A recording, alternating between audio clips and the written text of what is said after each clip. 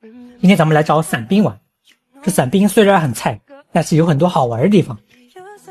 先来1阶段，咱们直接经典荒星攀高，将荒星放在空中，然后咱们慢慢爬上去。伞兵1阶段没有对空能力，所以咱们可以安心的爬。不一会儿就爬到了顶，这时候咱们可以直接飞到伞兵背后，而伞兵也几乎没有打后背的能力，只要站在他身下的那个球上面，就等于无敌。咱们甚至可以直接到2阶段的场地上面去，现在就在伞兵下面。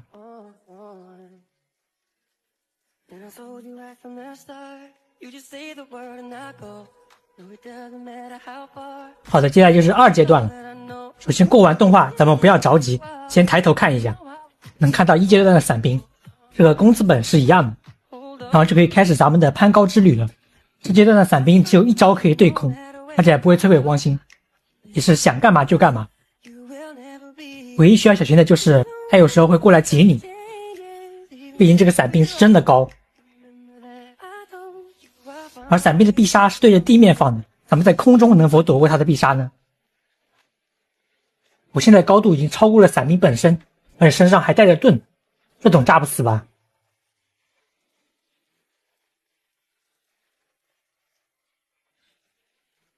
一进入动画我就觉得不妙。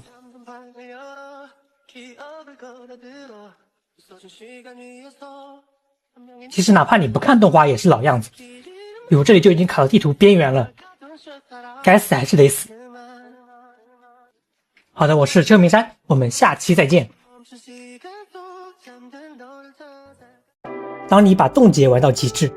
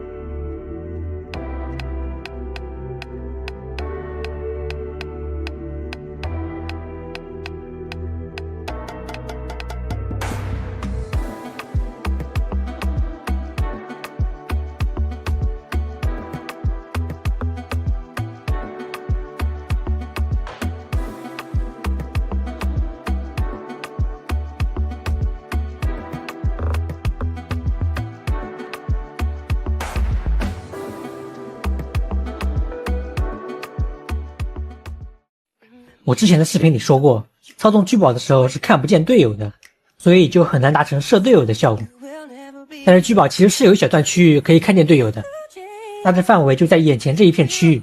那咱们看看巨宝视野，相信我，当你看到人的时候，你就会忍不住开炮。而这样的话，一些有趣的玩法也就诞生了。第一种也就是躲避炮弹的游戏，当操纵者看到的时候即可开始。值得一提的是，万叶空中翼的瞬间是不会被击落的，建议左右横跳，这样躲避概率更高。在空中的时候其实没有那么容易射中，更何况是一个多动的目标。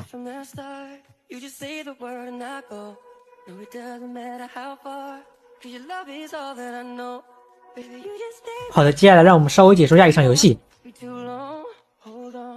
聚宝发出信号，表示可以开始了。小姐姐心了一下，躲避了炮弹，又心了一下，好，左右横跳，开始闪避，闪避，闪避，还是被击中了，最后呈落叶状掉落。第二种玩法则是另类躲猫猫，你可以在一个聚宝看不见的地方站着，但是不能有障碍物挡住炮弹，然后开始一步一步的放出位置的信息。由于聚宝除了那一块范围之外，别的地方都是看不见队友的，就会像这里一样直接消失。而我此处放出的信息是我在一个木桩旁边。当然你也可以直接限定一个范围，然后人就在里面移动。好的，我是秋名山，我们下期再见。5个冷门但有趣的小知识。一般来说，当你放 E 的时候被冻结，你的技能也就失效了，像这里月桂就停留在了手上。而小岛神则不一样，哪怕被冻结了，技能一样生效。这里咱们先对空地长按 E， 在被冻结之后再把视角移到缺幽人上。可以看到小岛神只要保持这个动作，他的技能都能生效。说到冻结，笑的 E 特效也能被冻结。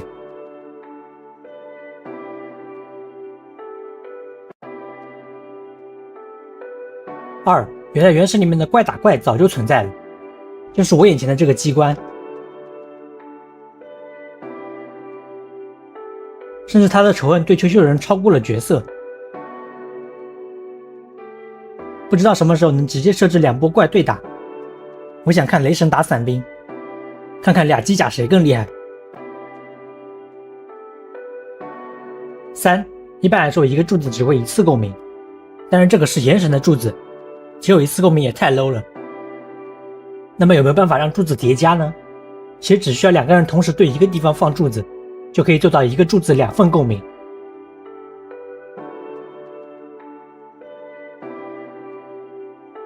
至于共鸣速度不同，则是因为两边帧数不同，我这边帧数高，所以共鸣速度快点。4如果你队伍里有迪西亚，那么其实有一个很神奇的现象，当我们正常游泳淹死的时候，咱们的头像只是显示变黑，血量是不变的。而迪西亚不知道为什么血条会消失。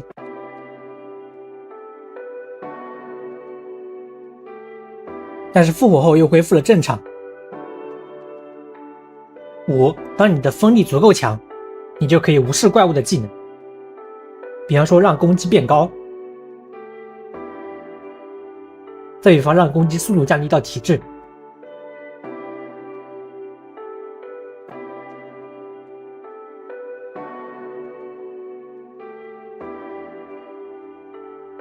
好的，我是秋名山，我们下期再见。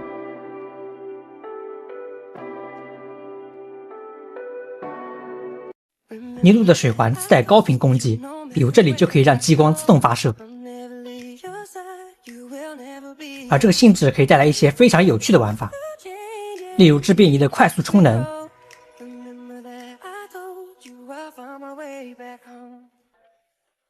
再比如让小猫跳舞，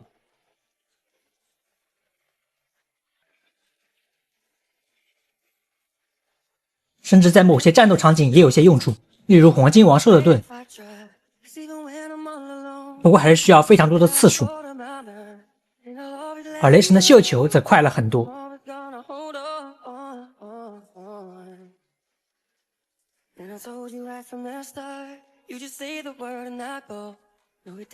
其实上水频率还是2秒一次，但是会附带 0.5 秒一次的附着水伤害，伤害为0。这种机制在面对次数盾的时候比较有效，对于一些大世界东西也有效果，也能够直接打碎气球。当然这个水环还有个用处，也就是不需要莫娜也能冻住小动物了。好的，我是秋名山，我们下期再见。